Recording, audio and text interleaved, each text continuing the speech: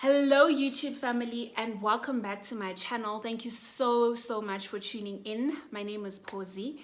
I hope you guys are hanging in there. Day 30 something, 33, 34, 35 of lockdown in South Africa. Level 4 lockdown light, as some would call it. Doesn't seem light at all, but we're staying safe. We're doing our part to beat this thing, Corona.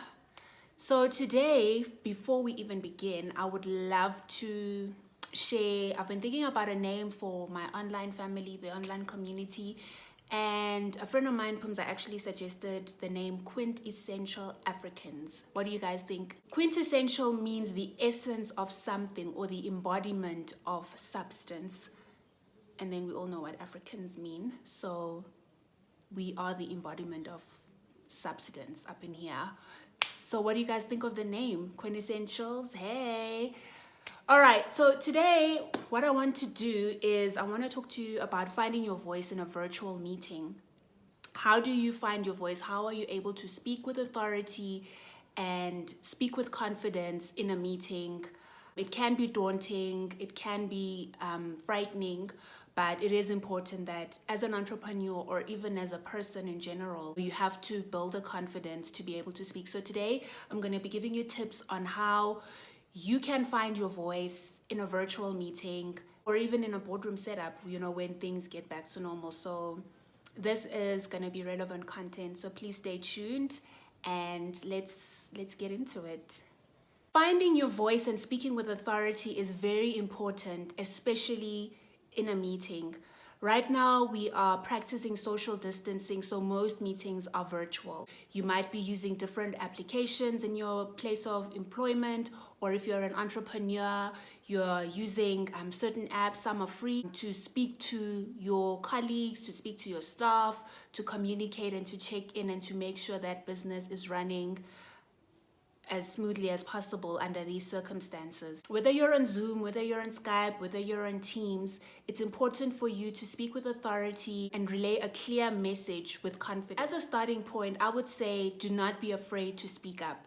That's the first thing. I know sometimes as consultants, we are invited into very big meetings with people with very daunting and long CVs. So you might feel, I'm the new kid in the block, or I don't know enough about this topic to chime in, but it's important that you do speak up. You may feel muted, you may feel underqualified to be in the room.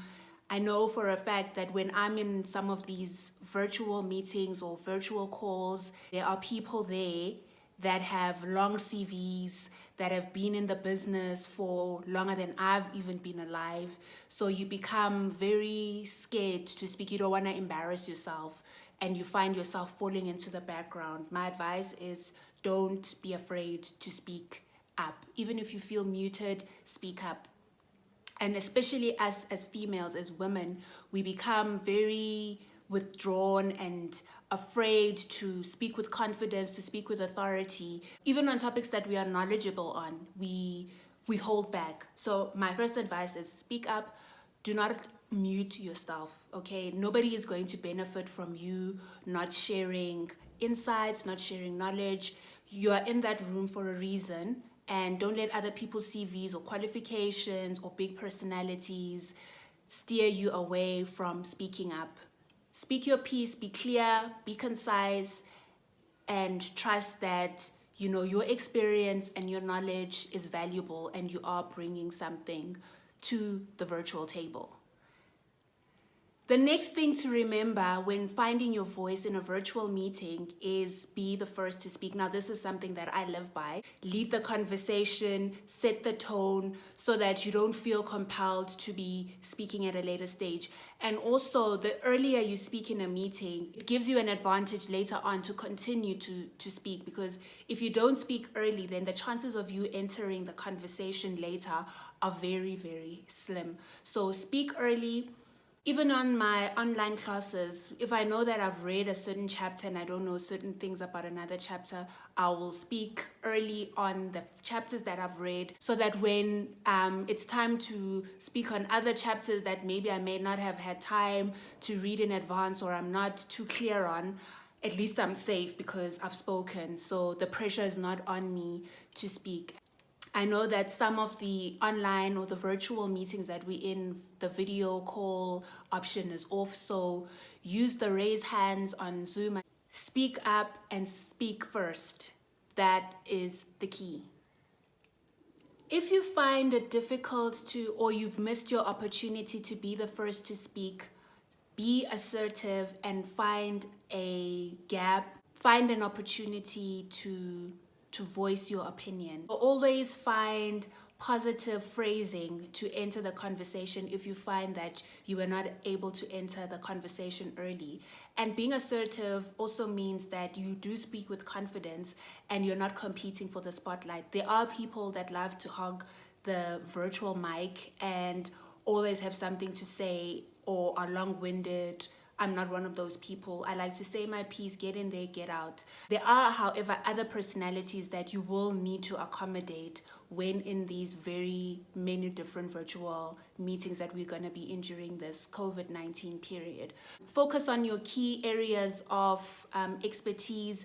Usually in meetings, there is an agenda, so speak to the points at hand. Do not waffle and go off or try to be showy or hog the spotlight, as it were. Rather focus on the key items, focus on the discussion, focus on the debate. Make sure that you are speaking to the point of the actual meeting and you are not veering off and talking about things that have no relation to the actual meeting at hand. Speaking within the confines of the topic and knowing when to hold back on certain things and when to bring up new topics within a conversation. It's really social etiquette to just give everybody a chance to speak. Speak with conviction using efficient delivery. So avoid using words like I disagree.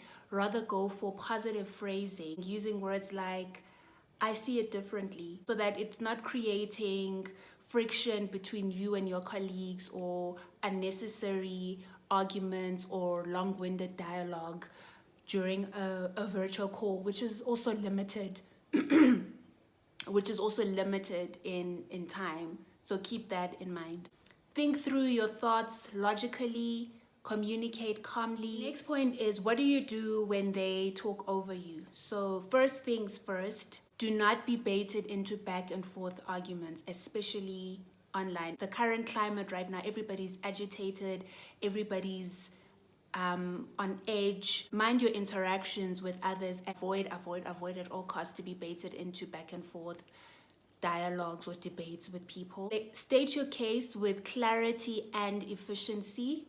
If somebody interrupts you while you are speaking, it's okay for you to say, please allow me to finish my thought, or I'd just like to add such and such before we move forward.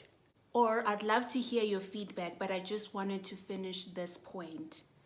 This way you are still being polite, but you are not allowing somebody to come in and take over your voice. You are building your confidence, and people will know going forward, your colleagues will know that we cannot just speak over her because you stand up for yourself. I think that's also important in the boardroom. Last but not least, use your own style to communicate. We are not all loud and bubbly and out there. I had a manager when I started working at a PR agency when I was starting out, and they gave me a bad review. She said that I was too quiet, I was not as bubbly as one of my colleagues, I didn't seem excited about certain things.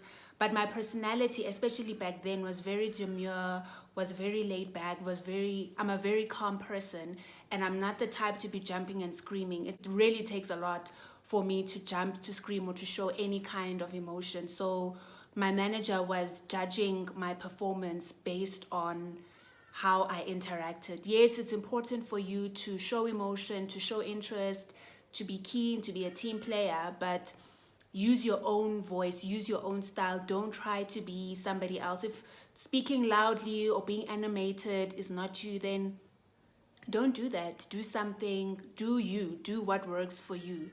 All right, find your own style, find your own voice, and that comes with practice, and it comes with pushing through even when you are afraid.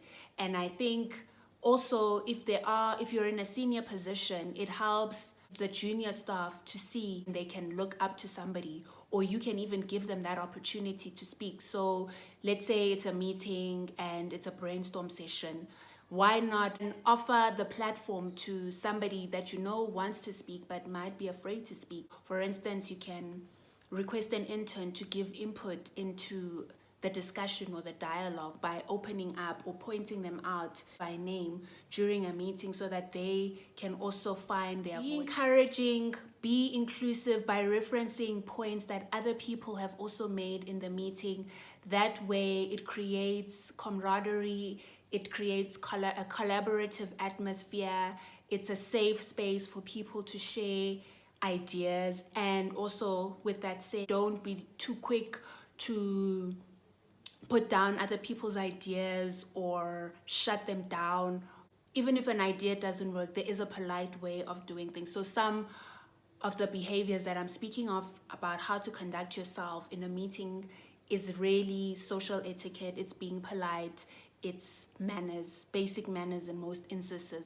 In corporate South Africa or in corporate anywhere in the globe, it's dog eat dog, but manners go a long way, politeness goes a long way, etiquette goes a long way, and it's a principle that whatever you are putting out there, it's what people are gonna bring back to you too.